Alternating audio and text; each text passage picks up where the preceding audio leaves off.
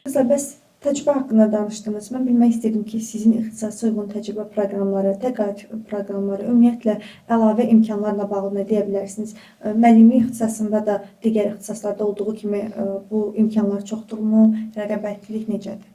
Təəssüf ki, digər ixtisaslardan fərqli olaraq müəllimlər üçün təcrübə proqramları yenə çox azdır və düşünürəm ki, tələbələr özləri müəyyən qədər araşdırmalar etməlidir ki, harda, hansı kursda necə təcrübə əldə edə bilərlər.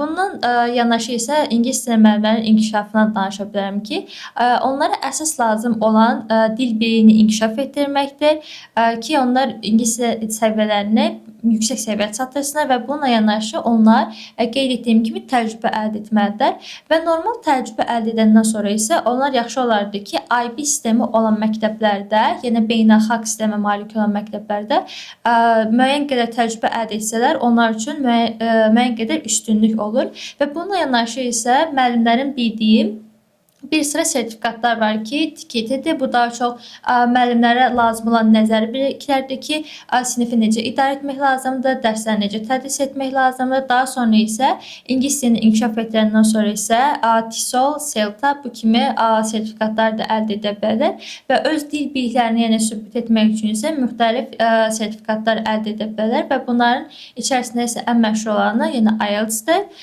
Bunları deyə bilərəm və təcrübə isə müəyyən bildim ki, təcrübə proqramları var, lakin təəssüf ki, yəni bunlar ödənişli olur. Yəni təsəvvürünüzə gətirin, siz ödəniş ödəyirsiniz ki, hardasa təcrübə əldə edəsiniz və mənə görə bu məntiqsizdir. Əksinə onlar tələbələr müəyyən qədər az da olsa ödəniş etməlidirlər ki, çünki onlar bura gəlir, vaxtlarını sərf edirlər.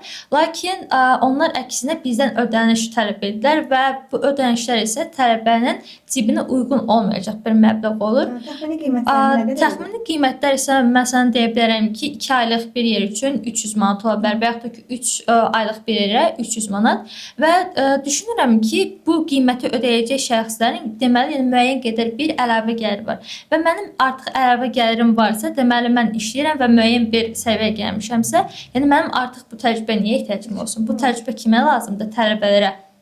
Sən dediklərindən görə. Ayşə, əlavə etmək istədiyin nəsə varsa? Yox. Okey, tamam.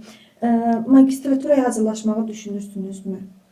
Bu sahə üzrə və yaxud da digər ixtisas üzrə və belə deyim, universiteti bitirdikdən sonra birbaşa magistra hazırlaşmağı düşünürsünüz, yoxsa bir fasilədən sonra magistra hazırlaşmağı düşünürsünüz? Düşünürəm ki, Azərbaycanda yox da xaricdə magistr almaq daha üstünlükdür və buna görə də magistr xaricdə almaq istəyirsənsə, xaricdə olan bəzi universitetlər, yəni bir çox universitetlər səndən real iş təcrübəsi istəyir.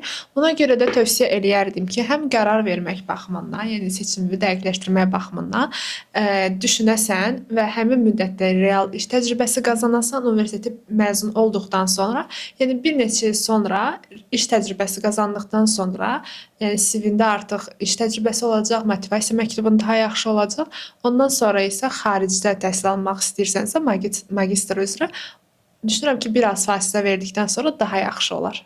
Bəs bu sahə üzrə davam etdirmək istəyirsən, yoxsa? Hələ ki, müxtəlif sahələrdə təcrübə qazandığımı qeyd eləmişdim. Tam olaraq özümdən əmin deyiləm ki, görəsən mən həqiqətən ingilis dili müəllimi olmaqmı istəyirəm. Buna qərar verdikdən sonra isə ola bilər ki, bu ixtisas üzrə yaxud da təhsil sektorunun hər hansı bir sahəsi üzrə, yəni təhsillə bağlı magistr oxuyum.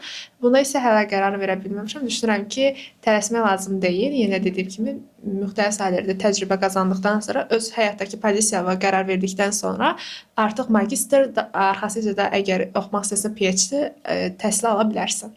Mən də magistr təhsilimi xaricdə davam etdirməyi düşünürəm. Çünki Xəzər Universiteti mənə Azərbaycan bildiyim kimi miqyasında kifayət qədər yaxşı təhsil verdiyi üçün düşünürəm mənə artıq başqa bir ölkədə təhsil lazımdır və təhsilimi isə magistri bakalavrdan bir neçə il sonra davam etdirməyi düşünürəm. Çünki əvvəlcə mənim əlimdə kifayət qədər bilik və bacarıqlar olacaq və mən nə vaxt ki artıq yeni bacarıqlara yəni ehtiyac duyanda, yeni bilikə ehtiyac duyanda onda magistra müraciət etməyi düşünürəm.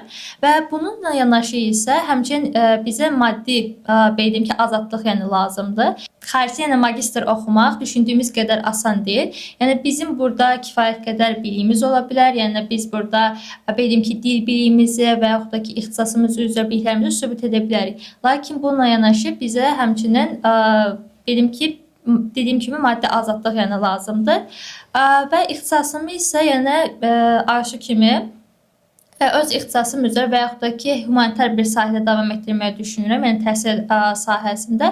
Yəni mən düşünmürəm ki, mən IT üzrə və yaxud da ki, həkimlik üzrə yəni ixtisasımı dəyişməyi düşünmürəm. Çünki vaxtında kifayət qədər özümü analiz etmişəm və düşünmüşəm ki, mən daha çox özümü humanitar sahədə görürəm. Ona görə də deyəcəklərim bu qədərdir.